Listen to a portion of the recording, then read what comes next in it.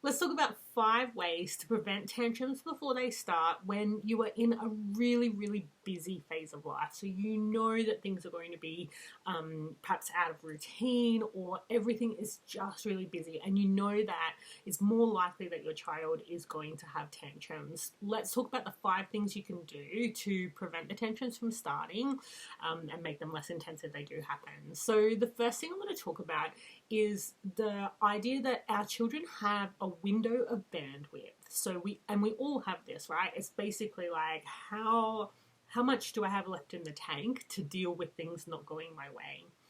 And the key there is dealing with things not going my way.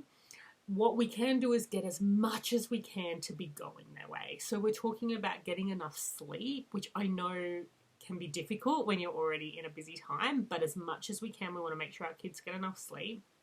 We want to make sure they have enough to eat and to drink. So when you're in a really busy time, look for what are the portable snacks that you can have on hand all of the time, so that when making sure that your child is not getting hungry, making sure that they have enough water and that they are regularly drinking it. So some of the ways I talk to my kids about that is like checking what color their wee is. They kind of like the science part of that is like, I've got to check my wee to see what color it is, to see if I need water.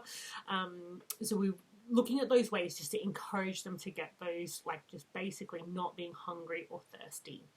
And then also looking for the other things. So like, what are the most common things that your child needs? So if your child needs autonomy, they need a lot of choice. It's like, how can we get that even though it's busy, right? If they need a lot of connection, remember that connection is not just one-on-one time. You can be connected while doing something else. Like your child can feel connected to you while you're cooking the dinner. And I know that that's not always easily achievable, and I'm not suggesting that you should be 24/7 available for connection, but notice that we don't have to say, oh, well, I'm not going to get any time for one-on-one time until, 4 weeks from now, so therefore it's just going to be a hard time. We can find ways to get connection, little pieces here and there, to make a massive difference. So the second thing we can do is actually look at everyday regulation activities. So when we're looking at regulation activities, we've got 2 kind of options. One is the type where we get our children's heart rate up high and they're having fun. So ideally something that makes them quite tired and they're laughing. So that can be things like going for a bike ride, going for a run, chasing for sure, but just watch to see. Sometimes chasing, especially when your child's having a hard time, sometimes chasing can turn into something that it's fun on the surface, but it's kind of a little bit stressful underneath, and we don't want to get into that space. We also can look at things like silly boot camp. So if you're sitting on the couch and you're telling your kids, like, run to the wall, touch the wall with your right hand, run back to me, and then tap your belly. Like, just silly things just to get them to be moving and laughing at the same time. If you can't get laughter, just having a good time is good. And if you can't get the heart rate up high because the situation is difficult, then just getting them laughing is good. One or the other is great, but the 2 together work best. The reason this works is that when we've got a high heart rate, assuming there's no stress, we are burning off the stress hormones, we're creating the good hormones, and the laughter tells our body that there's no threat here. Everything is fine. We're safe. It's good, right? And so that really makes a huge difference to your child's nervous system. The second category is things that really relax them. So what we're looking for here is things that get them into a kind of meditative state. So if your child will meditate, that's fantastic. It's rare, but some kids really do. They like it and they can do it. So that's great. If they can meditate, great. If they're not into meditation, you're looking for any activity that gets their body feeling really relaxed. So for some kids, it might be getting into water. For some kids, it might be going for a walk. It might be painting or drawing or cuddling. Like, there's lots of different ways. You can even ask your child, like, when does your body feel most relaxed, and see what comes up. Now, if we were in an ideal world, we would be doing one of each of those activities every day. Now, obviously that's not practical just in a normal routine for some people, and especially when you're in a busy time.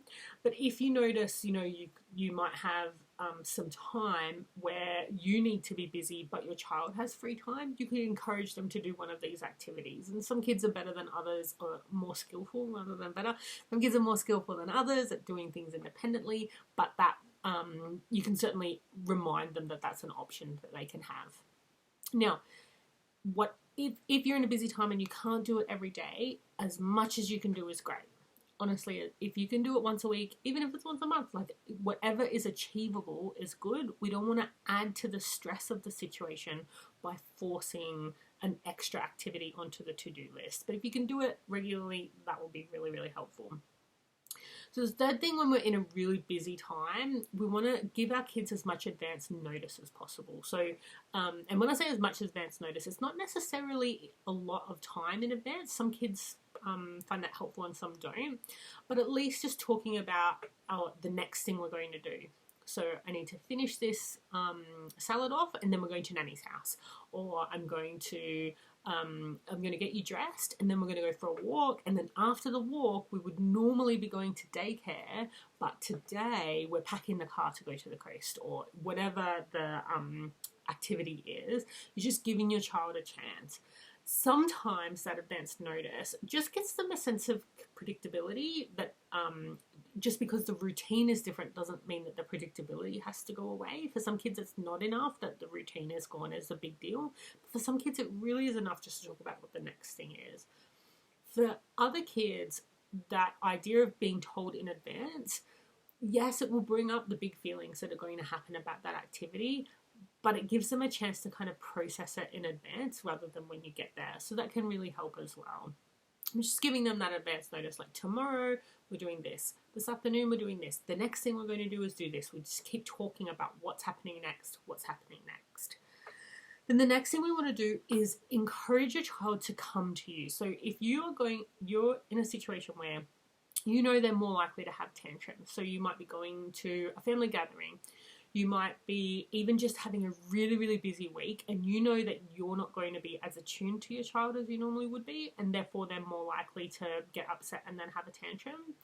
You want to talk to them about it and say, hey, we're going to Granddad's house, and I just wanted to let you know that if you start to get upset, you can come and find me and sit with me, right? Or you can come and ask me for help if you need it. Part of this just reminds your child, if I need help, I can get it. And sometimes that can be enough for them to actually look for that help before it gets to escalation point. The second thing it does is it's actually reminding your child to pay attention to their emotions, right? Because if the idea is, if you start to get upset, come and get me, I will help you.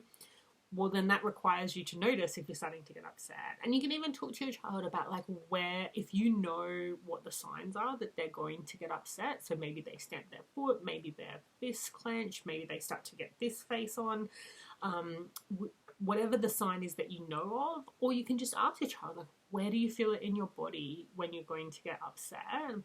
If you notice that that's happening, you come and get me, or you tell me, Mummy, it's time to come close, or something like that. You're giving them that signal. And that emotional awareness in and of itself can be enough to avoid those tantrums. But if they're going to happen, at least then you know you've got a chance to help them before it gets to escalation point. And then the fifth thing is doing some advanced problem solving. So if you know what might cause your child's tantrum, then talking through, if this happens, what do you think we could do to make it okay? What would make it all right for you? And you can look for, like, what might be ideal, that, like, if we could make it happen. So say, for example, there's only one special cup at Nanny's house and all the cousins want to have the same one. It's like, it would be so great if we had 6 of those cups so everybody could have the same cup, wouldn't it? Yeah, but we don't have that, right? Or maybe, actually, we could go and get some more. Like, whatever the problem solving is, we're looking for what are the likely things. And then we're also looking for what would happen if it does get upsetting. What are we going to do?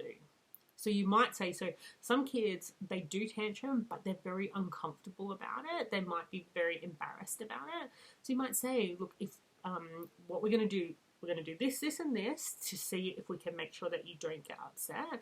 But if you do get upset, all that's going to happen is I'll pick you up and take you into another room and I will help you to calm down. It's going to be all right? Just that reinforcement can be enough to avoid the tantrum in the first place. If it doesn't remove the tantrum in the first place, then it does tend to help reducing the intensity because they know that they have a plan and they feel like you will be there. Whatever happens, you'll be able to sort it through.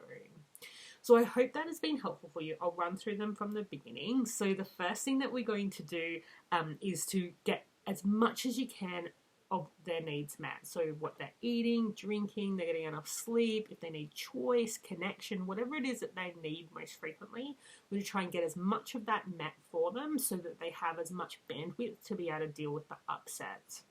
The second thing is bringing those regulation activities into your regular routine. So both the things that make your child get their heart rate up high and laughter, and also the things that get them into a meditative state. Next thing, the number 3 is about advanced notice. So talking about what's going to happen tomorrow or the next thing we're going to do so that they get a chance to think about what's happening and they get a little bit of predictability as well.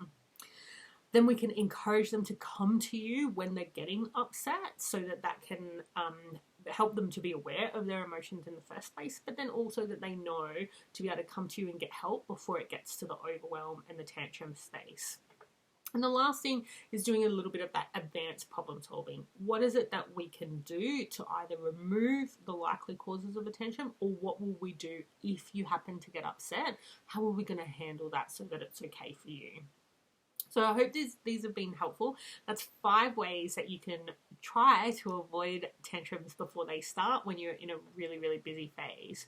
Now, if you need some strategies to help your child to calm down in the tantrum, I have a webinar called Supporting Children Through Tantrums, and in that webinar we're talking through what you can do in terms of your body language, the words you choose to use, and your tone of voice, and what to do to help your child really get out of that overwhelmed stage and back into that calm and relaxed stage so that you can problem solve together.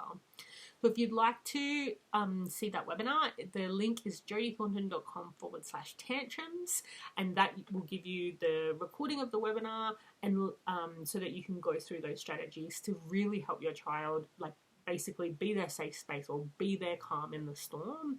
That's what that webinar is for. So thank you so much for watching, and please do let me know if you have any questions.